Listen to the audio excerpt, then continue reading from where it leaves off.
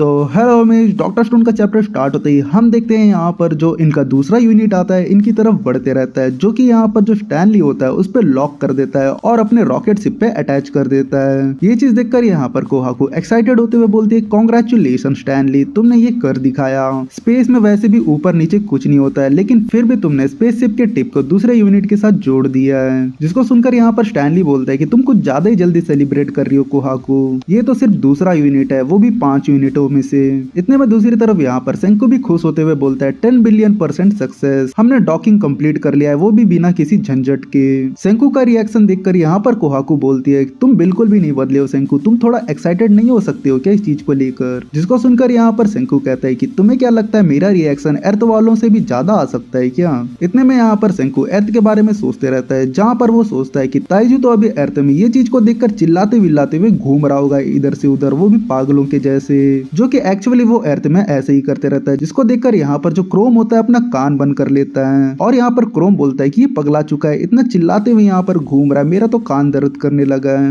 इतने में यहाँ पर डॉक्टर जेनो और सेंकू को कुछ रियलाइज होता है कि उनका जो रेडियो है वो काम नहीं कर रहा है और वो लोग एक दूसरे की बातों को सुन नहीं पा रहे हैं। इतने में यहाँ पर सीन शिफ्ट होता है और थोड़ी देर बाद हम देख पाते हैं जो यूनिट 3 होता है इनकी तरफ आते रहता है, जिसको लेकर ये लोग अपने शिप पे प्रिपरेशन करते रहते हैं उसको अटैच करने के लिए। प्रिपरेशन करने के बाद यहाँ पर जो कोहाकू होती है वो शिप के अंदर आती है और डिस्प्ले को पकड़ती है, लेकिन यहाँ पर डिस्प्ले को छूते ही यहाँ पर जो डिस्प्ले होता है वो ब्लैंक हो जाता है। जिसको देखकर यहाँ पर कोहाकू बोलती है, लगता है मैंने इसे थोड़ा जोर से पकड़ लिया, जिसकी वजह से यहाँ पर डिस्प्ले टूट चुका है। कोहाकू की ये बात सुनकर यहाँ पर सेंकू कहता है, ये तुम्हारी गलती नहीं है कोहाकू, मुझे लगता है कि यहाँ पर शिप में कुछ गड़बड़ी हुई है, मुझे लगता है कि यहाँ पर इलेक्ट्रिकल प्रॉब्लम आ चुका है शिप में। इतने में हम देखते हैं यहाँ पर जो यूनिट 3 होता है इनके करीब आते रहता है और इनको डॉक करना होता है यूनिट 3 को, लेकिन हम देख पाते जो डिस्प्ले होता है वो काम नहीं कर रहा होता है, जिसकी वजह से इनको आधा इमेज दिखते रहता है। अब स्क्रीन में ठीक से नहीं दिख पाने की वजह से इनको यूनिट 3 को डॉक करने में थोड़ा मुश्किलें आ सकती है, जहाँ पर कोहाकू स्टैनली से कहती है कि स्टैनली क्या तुम अपने स्किल से इसे फिट कर सकती हो क्या। तो यहाँ पर हम देख पाते जो स्टैनली होता है आधा इमेज की वजह से फिर भी यहाँ पर जो डॉकिंग होता है उसे कर लेता है और इतने में हम देख पाते हैं ये लोग स्पेस में निकल के यहाँ पर जो यूनिट 3 होता है उसको फिक्स करने लग जाते हैं और उसके बाद ये लोग शिप के अंदर आते हैं, जहाँ पर जो सेंकू होता है इलेक्ट्रिकल प्रॉब्लम को ढूंढने की कोशिश करता है और उसे प्रॉब्लम मिल जाता है। जहाँ पर सेंकू कहता है कि मुझे प्रॉब्लम मिल चुका है, लेकिन ये बहुत ही खराब सिचुएशन है। जहाँ पर इनका इलेक्ट्रिकल एरिया होता है वहाँ पर जो एक बाल होता है वो फंस गया होता है, वो भी पेट्रिफाइड होके। उस बाल को देखकर यहाँ पर जो कोहाकू होती है वो सेंकू से पूछती है, आखिर ये छोटा सा लकड़ी जैसा चीज क्या है सेंकू। जिसको देखकर यहाँ पर स्टैनली भी कहता है कि मुझे लगता है कि कोई पत्थर का टुकड़ा आकर यहाँ फंस चुका है। इनकी बातें सुनकर यहाँ पर सेंकू कहता है कि तुम ध्यान से देखो, ये एक इंसान का बाल है जो कि पेट्रिफाइड हो चुका है और उस बाल के वहाँ फंसने की वजह से शॉर्ट सर्किट हुआ है। ये चीज को देखकर यहाँ पर कोहाकू क्वेश्चन करते हुए बोलती है कि एक ऑर्डिनरी हेयर वहाँ पर कैसे फंस सकता है और पेट्रिफाइड कैसे हो सकता है। और इतने में कोहाकू को याद आता है कि जो यो होता है यहाँ पर उनके शिप के पास घूमते रहता है, उस वक्त जो यो का बाल होता है एक टूट कर यहाँ पर सर्किट के ऊपर गिर जाता है। जैसे वो लोग शिप के बाहर जाते तब ये लोग खुद को पेट्रिफाइड किए होते, जिसकी वजह से जो बाल होता है वो भी पेट्रिफाइड हो जाता है सर्किट में फंस के।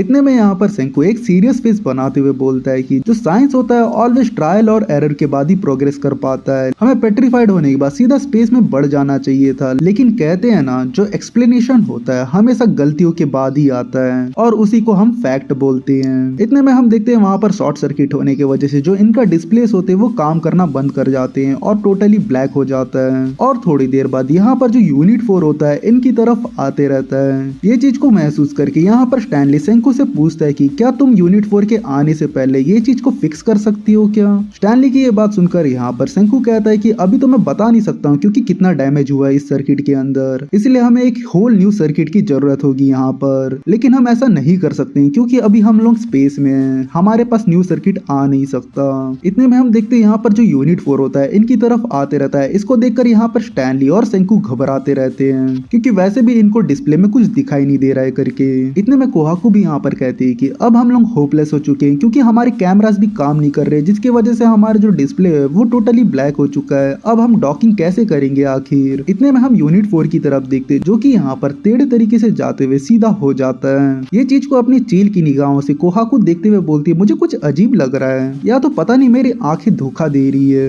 मैंने अभी अभी देखा कि जो यूनिट 4 था वो अचानक से मुड़ा है, लेकिन उसके अंदर तो कोई इंसान नहीं है, आखिर ये कैसे हो सकता है। कोहाकू की ये बात सुनकर सुनकर यहाँ पर स्टैनली भी कहता है तुम गलत नहीं हो, मैंने भी देखा है, मुझे ऐसा क्यों लग रहा है कोई उसे चला रहा है जैसे। इनकी बातें सुनकर यहाँ पर सेंकू कहता है कि जो यूनिट 4 है अपने आप में एक लूनार लैंडर है, जिसकी वजह से डेफिनेटली उसके अंदर आने लायक एक इंसान के लिए जगह है। सेंकू की ये बात सुनकर यहाँ पर कोहाकू घबराते हुए बोलती है आखिर कौन इंसान इतना पागल हो सकता है, जिसको सुनकर यहाँ पर सेंकू के फेस में एक स्माइल आ जाता है और वो बोलता है कि 10 बिलियन% मैं जानता हूँ ऐसा इंसान कौन है जो कि ऐसे स्टंट को कर सकता है। इस स्टोन वर्ल्ड के दुनिया में सिर्फ ऐसा एक ही इंसान है। इतने में हम देखते हैं यूनिट 4 में अपना जो राइशु होता है वो बोलता है स्पेस ब्रोनट लास्ट, अब ये जो आउटर स्पेस है वो मेरा होने वाला है, वो भी पूरा। जैसे ये चीज यहाँ पर अर्थ वाले और स्पेस वाले टीम को पता लगता है, दोनों तरफ एक्साइटेड हो जाते हैं। दूसरी तरफ यहाँ पर अर्थ के टीम में यहाँ पर साई बोलता है कि स्पेस में जाने के बाद इसका पहला वर्ड ये था, राइशु बिल्कुल भी नहीं बदला है। ये चीज सुनकर यहाँ पर फ्रांसोइस इमोशनल हो जाती है।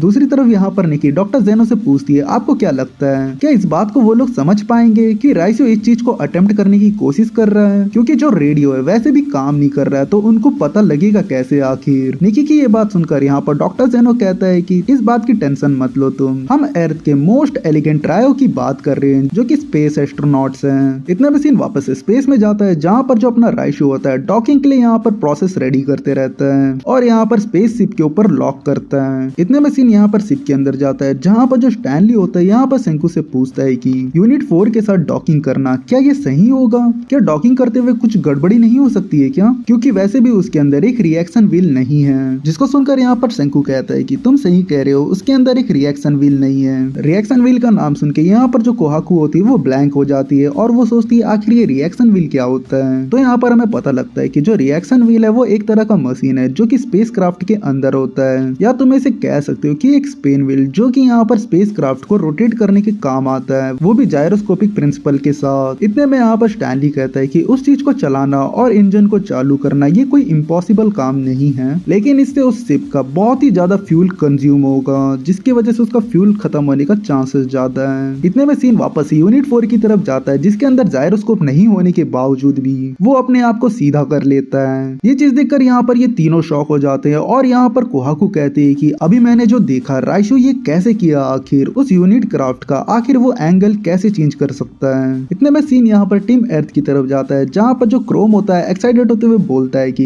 एक सेकंड मुझे सोचकर गैस करने दो, डॉक्टर जेनो आपने उसके अंदर कुछ चीज फिट किया है ना जिसकी वजह से उस शिप को कंट्रोल किया जा सकता है, क्या मैंने सही बोला है। जिसको सुनकर यहाँ पर डॉक्टर जेनो कहता है कि मैंने उसके अंदर ऐसा कुछ फिट नहीं किया है, लेकिन मैं अभी भी सोच में हूँ कि आखिर उसने ये काम कैसे किया, उसका एंगल वो कैसे चेंज कर सकता है, क्योंकि जो उसको कंट्रोल करने के लिए हमें उसके अंदर एक रिएक्शन व्हील चाहिए, लेकिन उसके अंदर रिएक्शन व्हील है नहीं, तो आखिर ये काम राइशु ने कैसे कर दिखाया। तो इतने में सीन यहाँ पर राइशु की तरफ जाता है जो कि यहाँ पर जायरोस्कोप की तरह यूनिट 4 के अंदर घूमते रहता है इधर से उधर। तो यहाँ पर राइशु के रोटेशन मोशन की वजह से यहाँ पर यूनिट 4 के अंदर एक जायरोस्कोप क्रिएट हो चुका है, जहाँ पर राइशु हंसते हुए बोलता है कि अगर हमारे अंदर डिजायर की कमी हो तो हमें उसे वापस से क्रिएट कर सकते हैं, इसलिए मैं अपने आप में एक जायरोस्कोप हूँ, ए ह्यूमन रिएक्शन व्हील। अब यहाँ पर पता नहीं भाई कैसे इनका रेडियो वापस से ठीक हो गया है, लेकिन यहाँ पर सेंकू राइशु की बात सुन पाता है और यहाँ पर जो सेंकू होता है वो हंसते रहता है और वो बोलता है कि मुझे लगता है कि हमारा किंग ऑफ डिजायर पागल हो चुका है। ये चीज को सुन के यहाँ पर कोहाकू और स्टैनली का रिएक्शन भी अजीब हो जाता है। वापस से सीन यहाँ पर अर्थ की तरफ जाता है जहाँ पर जो जेन होता है वो घबराते हुए बोलता है कि आखिर ये इंसान पागल है क्या। और इतने में सीन यहाँ पर वापस से यूनिट 4 की तरफ आता है जो कि यहाँ पर स्पेस शिप से कनेक्ट हो जाता है। और इसी के साथ ये चैप्टर यहीं पर एंड होता है। यहाँ तक वीडियो देखने के लिए थैंक यू। तो चलो मिलते हैं नेक्स्ट वीडियो पे।